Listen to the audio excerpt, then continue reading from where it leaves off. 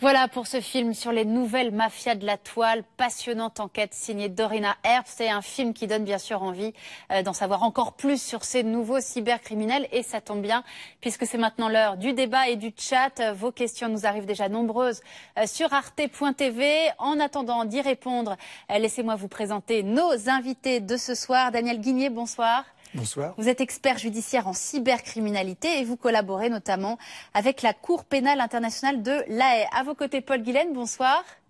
Directeur adjoint du tout nouveau centre européen de cybercriminalité qui vient d'être créé, un centre à l'initiative de la Commission européenne et donc une nouvelle structure intégrée à Europol, la police européenne. Et puis Candide Wüst, bonsoir.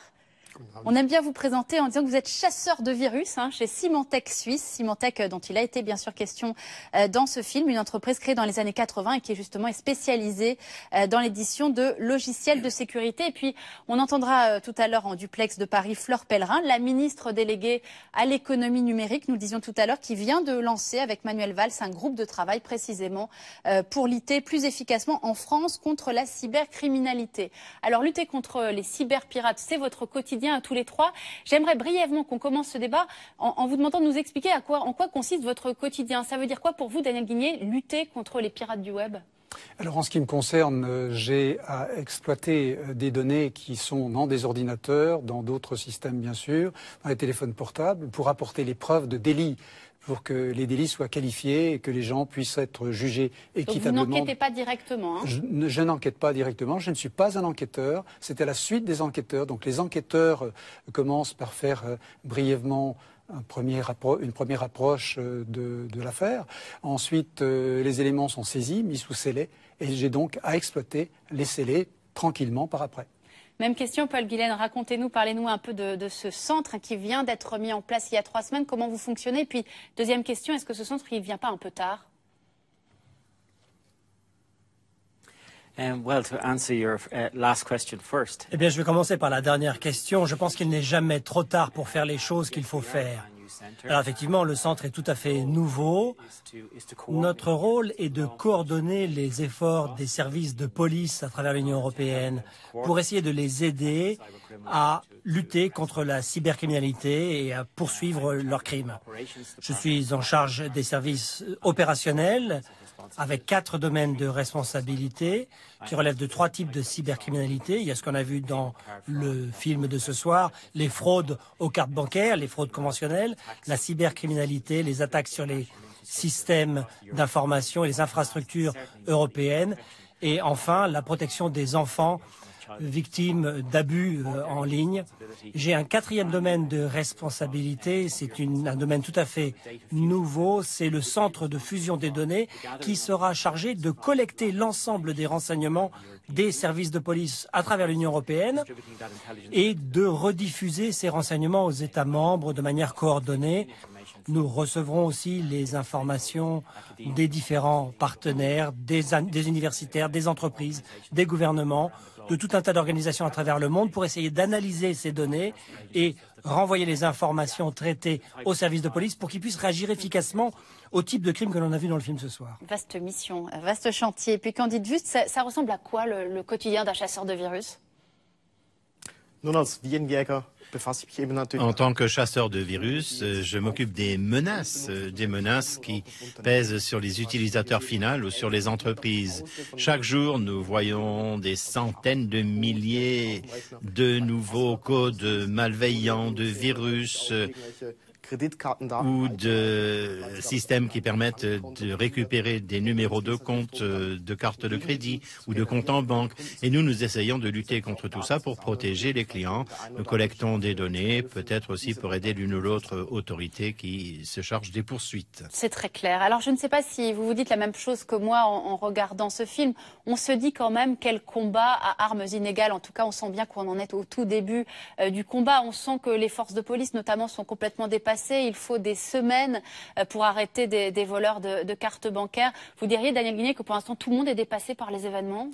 Alors, je ne dirais pas. Je pense que la plupart des gens, comme vous, comme moi, doivent faire preuve d'un certain nombre de réflexions lorsqu'ils utilisent les systèmes informatiques, les technologies de l'information. Dans le film que l'on a vu des gens qui étaient utilisés comme mules, par exemple, avec des salaires quand même qui n'étaient pas des salaires raisonnables pour un salaire honnête. D'autres qui, au contraire, étaient censés percevoir des salaires honnêtes et qui, en fait, se sont fait avoir, bien évidemment. À chaque fois que l'on a affaire à ce genre de choses, il faut se poser la question pourquoi on vient me voir, moi. Il faut se poser cette question qui est une question élémentaire. En plus, quand on doit donner un certain nombre d'informations, par exemple dans les réseaux sociaux, il y a une forme de raisonnement qui est très simple. Je dois me poser la question, est-ce que les informations que je donne dans un réseau social, est-ce que je les donnerai à un inconnu que je vais croiser dans la rue ? Cet inconnu, c'est un ami, mais un ami, c'était pas un ami réel, c'est un ami virtuel. Donc il faut se poser un certain nombre de questions. Il faut aussi se poser d'autres types de questions. Quand on reçoit un mail qui est non attendu, il ne faut pas tout de suite y répondre. Il faut réfléchir, essayer de se poser la question pourquoi on m'a envoyé ce mail, à quoi il correspond. Si, comme dernièrement, les gens ont reçu quelque chose qui traitait il fallait donner un certain nombre d'informations par rapport à des factures d'électricité de France, je crois.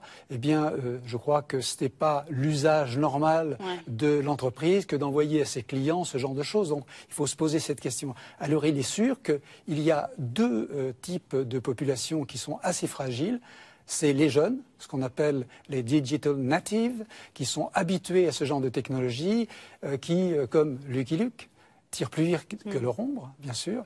Et puis les personnes plus âgées qui ne sont pas habituées à ces technologies et qui les utilisent, bien évidemment. Mais donc j'ai bien compris, développer une certaine méfiance. Mais je repose ma question. Est-ce que vous ne sentez pas aujourd'hui tous, autour de cette table, dépassés par le phénomène, ces millions de cartes de crédit qui sont volées chaque jour? Paul Guilen, est-ce que c'est un sentiment que vous avez justement d'être dépassé par un phénomène qui débute et contre lequel, pour l'instant, vous ne savez pas vraiment lutter? Je crois que le Centre européen contre la cybercriminalité agit pour l'ensemble des services de police de l'Union européenne. Notre rôle, c'est d'améliorer la coordination, comme on l'a vu dans le film. On a bien vu qu'il est difficile pour les services de police de coordonner leurs actions par-delà les frontières. Donc pour réussir à faire ce travail, on arrive à coordonner les activités, mais le pouvoir de police s'arrête aux frontières des pays. Donc ce que nous essayons de faire au sein de notre centre, c'est de faire tomber certaines de ces barrières, de ces frontières et de mettre un peu d'huile dans les rouages de ces échanges pour échanger les informations de manière plus rapide. Et au cours des 2 prochaines années, on va essayer de se mettre en place. On est vraiment au début de ce processus. On espère avoir atteint notre vitesse de croisière dans 2 ans et avoir à ce moment-là les capacités nécessaires pour assurer cette collecte de renseignements et cette coordination des services européens. Alors en vous écoutant et en regardant le film Candidus, on se dit surtout qu'il y a 2 logiques. Il y a à la fois protéger les citoyens et il y a protéger les États. J'imagine que c'est 2 logiques très différentes. Oui, tout à fait. Il faut vraiment faire une distinction entre la protection des utilisateurs normaux, habituels, qui utilisent leur Internet pour réserver leurs vacances ou pour faire des achats en ligne. Là, il s'agit d'argent, bien sûr. Lorsque d'un seul coup, on vous réclame beaucoup d'argent, ça peut faire très mal.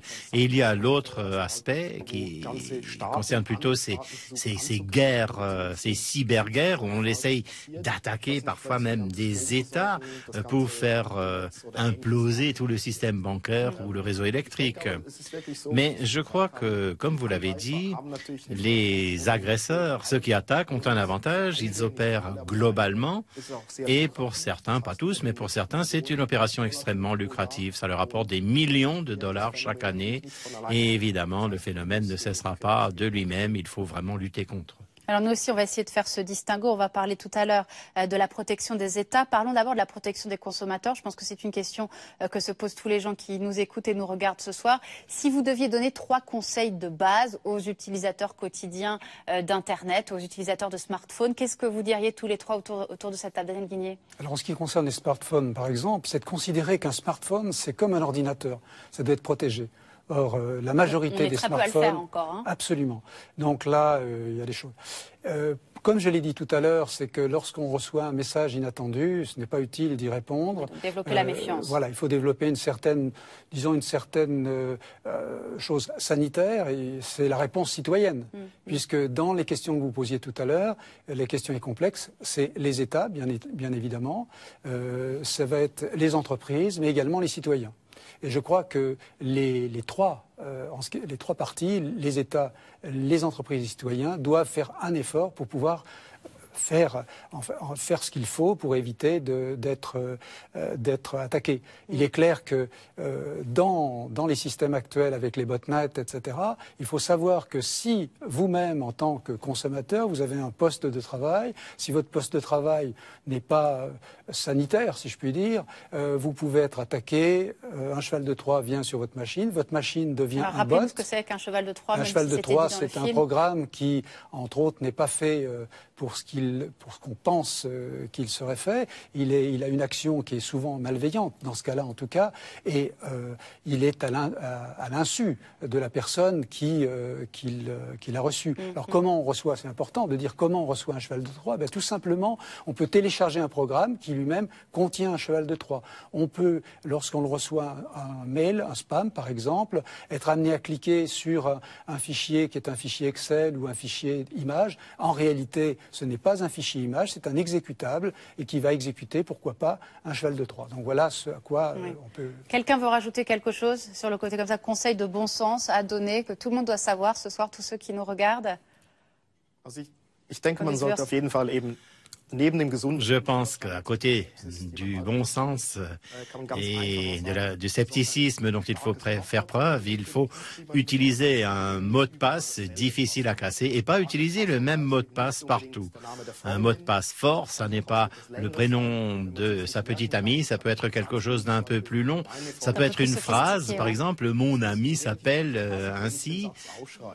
Et on peut alors noter la phrase et la mémoriser. Et si l'on utilise partout le même mot de passe, et si c'est un service qui est attaqué, d'un seul coup, l'agresseur a accès à d'autres services, peut-être à mon compte bancaire, à ma carte de crédit, et là, on risque de perdre de l'argent. Alors, prudence. Eh bien, très bon conseil. Aujourd'hui, Paul Gillen, est-ce qu'il faut dire que la police manque de moyens ou qu'elle manque de formation ? Je crois que la police, de fait, s'est trouvée à hériter d'un mode de criminalité tout à fait nouveau. Il a fallu donc s'équiper pour faire face à ce nouveau type de criminalité. Parce que non seulement on est face à des criminels qui peuvent être en général dans notre juridiction.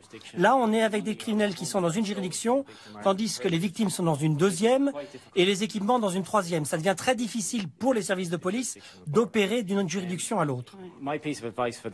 Donc, ce que je pourrais conseiller au public, moi, je viens d'Irlande, et ce qu'on dit en Irlande, c'est que si ça a l'air trop beau pour être vrai, c'est que c'est trop beau. Oui, c'est effectivement un bon conseil et un conseil de bon sens. Vous parlez de l'importance même de l'obligation de sortir d'une logique nationale quand on lutte contre les pirates du web. Eh bien, c'est effectivement ce que nous expliquait tout à l'heure en duplex sur ce plateau, je le disais, Fleur Pellerin, la ministre française à l'économie numérique, qui vient de mettre en place en France un groupe de travail contre la cybercriminalité avec Manuel Valls. Elle nous parle justement de cette obligation de concilier une approche nationale et une approche transnationale et en l'occurrence européenne. On écoute tout de suite Fleur Pellerin.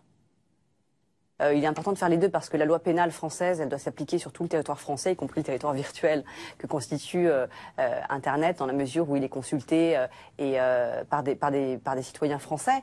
Maintenant, il est évident qu'on assiste à une déterritorialisation, une dématérialisation des échanges économiques, des échanges d'informations. Et par conséquent, c'est vrai que la question du territoire physique aujourd'hui devient un petit peu secondaire par rapport à la nature même d'Internet. On voit bien aujourd'hui des difficultés qu'on a eues pour traquer le patron de Mega Upload, par exemple, qui exige évidemment une coopération internationale, judiciaire internationale renforcée. Donc je pense qu'effectivement, et la mise en place de ce nouveau centre de lutte contre la cybercriminalité au sein d'Europol montre bien la nécessité de coordonner nos actions, nos réflexions, notre travail avec les autres polices européennes et même internationales.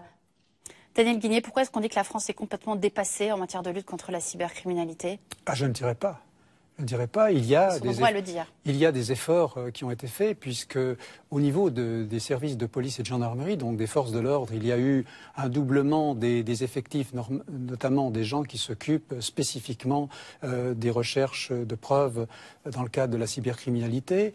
Il y a un effort considérable qui a été fait au niveau de l'ANSSI, l'Agence nationale de sécurité de systèmes d'information, qui représente les éléments étatiques, avec notamment le CERTA et le centre opérationnel de cette institution, qui est une institution qui a cru de services, qui est devenue une direction et ensuite une agence nationale. Ça fait pas beaucoup de structures à la fois, tout ça? Est-ce qu'il ne faut pas essayer de tout rassembler comme ça se fait en Grande-Bretagne, par exemple, aux États-Unis? L'agence a une vocation particulière de protection de l'État et de protection des éléments, disons, qui sont gérés par l'État et les territoires.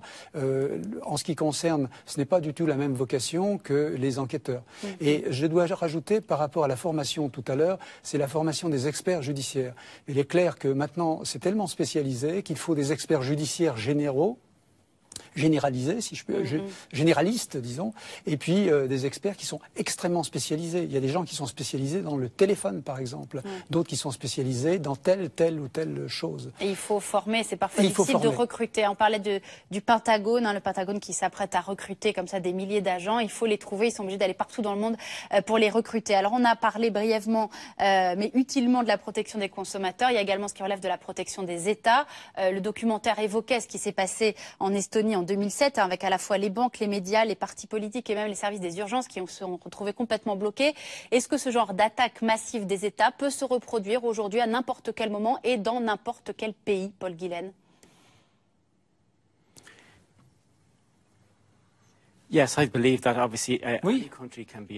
je crois que n'importe quel pays peut être attaqué. Les cybercriminels peuvent s'organiser pour ce genre de cyberattaque, mais il faut qu'il y ait un motif pour ça. Évidemment, nous essayons de coordonner les efforts au sein de l'Union européenne pour que notre centre soit en mesure d'aider à mettre en place les capacités des services de police de l'ensemble de l'Union européenne pour lutter contre ça. On essaie de mettre un niveau minimum de capacité de réponse des services de police face à ces attaques. On a parlé de la France qui serait en retard. Je ne suis pas du tout d'accord avec vous. La France est très en avance dans pas mal de domaines, notamment en matière de centres d'excellence sur la formation et la recherche pour les forces de police. Et il y a plusieurs centres d'excellence au sein de l'Union européenne. Et au sein de l'Europe, on a un équilibre formidable entre les entreprises, les services de police, les universitaires qui coopèrent pour faire avancer cette lutte contre la cybercriminalité. Évidemment, la police ne peut pas à elle seule résoudre ces problèmes. Techniquement, ce n'est pas possible. Elle a besoin de l'aide de l'industrie, des entreprises. On a besoin aussi des universitaires qui peuvent faire de la recherche pratique, mettre au point des outils. Les et il faut fédérer tout cela. Et la France est-ce qu'il y a des pays plus menacés que d'autres aujourd'hui par des attaques comme celle qui s'est produite en Estonie en 2007? C'est un peu difficile de dire qui est plus menacé que d'autres. Tout dépend de la motivation de l'agresseur. Et chacun a sans doute une autre image de son adversaire. Dans le film, par exemple, on disait que l'Allemagne était plus contaminée que d'autres au sein de l'Union européenne. Oui, tout à fait.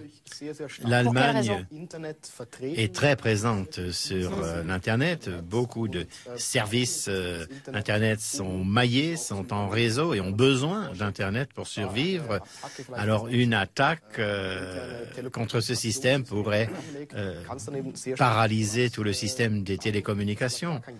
Et à ce moment-là, on ne pourra plus retirer d'argent aux distributeurs, par exemple. Et ça deviendra très réel, ce problème, pour les citoyens rien pour l'homme de la rue. C'est pas juste un fantasme. Aujourd'hui, c'est une menace très réelle. Pour conclure ce débat, j'aimerais vous poser une question peut-être un peu plus métaphysique, mais c'est vrai qu'on a créé Internet avec l'idée de faciliter notre quotidien, nos achats, nos échanges. Et aujourd'hui, on a l'impression d'une créature qui a échappé à son maître et qui se transforme en cauchemar. Est-ce qu'aujourd'hui, systématiquement, il faut avoir peur d'Internet, Daniel Guigné? Est-ce qu'il faut renoncer à certaines avancées ou facilités auxquelles on s'est habitué, les achats en ligne, ce genre de choses? Je ne le crois pas. Je ne le crois pas. Il faut que tout le monde s'organise. Je pense que, par exemple, on parlait de formation. La formation doit avoir lieu également à l'école. Les services, notamment de gendarmerie, font régulièrement des interventions dans les écoles. C'est extrêmement important d'aller très tôt former les jeunes élèves. Ensuite, c'est à l'université. Quand on songe qu'à l'université ou dans les grandes écoles, il n'y a pas de cours de droit spécifiques des technologies de l'information. Donc, Internet, c'est un espace très intéressant, mais ce n'est pas un espace de non-droit. Donc, il faut le rappeler aussi de temps en temps. Et il faut avoir un certain nombre de règles d'usage. Et il s'agit bien, d'une part, des citoyens, des entreprises, des États, ça c'est clair. Daniel Guigné, vous aurez le mot de la fin sur cette même question. Je crois qu'il faut garder à l'esprit que il ne faut pas exagérer la réalité de la menace. Il y a des centaines de millions de transactions qui se déroulent normalement chaque jour à travers le monde. Et il y a un pourcentage de ces transactions qui est touché par cette cybercriminalité, avec les vols de codes de cartes, avec les abus sexuels sur les enfants, avec les attaques sur Internet, des attaques sur des systèmes critiques. Mais la situation est tout de même moins extrémiste que ça. Il faut absolument faire coopérer les services de police, les entreprises, les universitaires, éduquer les gens, former les gens, leur expliquer que l'Internet c'est dangereux, comme le monde réel est dangereux, on fait attention en traversant la route. Il y a beaucoup d'apprentissage à faire, de bon sens à utiliser, et il faut l'apprendre à nos enfants. Le bon sens, ça sera le maître mot de ce débat. Et puis protéger son smartphone, c'est l'une des informations du soir. Ce débat est terminé, mais Dieu merci, on va pouvoir prolonger ce débat sur Internet, arte.tv. On va surtout répondre à vos questions qui nous parviennent. Continuez d'ailleurs de nous en envoyer. Et puis si vous ne venez pas sur Internet, revenez nous voir la semaine prochaine. Théma enquêtera cette fois sur les lobbies. Vous savez, ces groupes de pression qui tentent d'influer sur les décisions des institutions européennes. Bruxelles, avec Washington, est en train de devenir la capitale du lobby. On essaiera de comprendre qui se cache, ce qui se cache derrière et comment fonctionnent ces réseaux souvent secrets d'influence. Merci de votre fidélité et donc à tout de suite sur arte.tv pour continuer de parler de cette cybercriminalité. À tout de suite.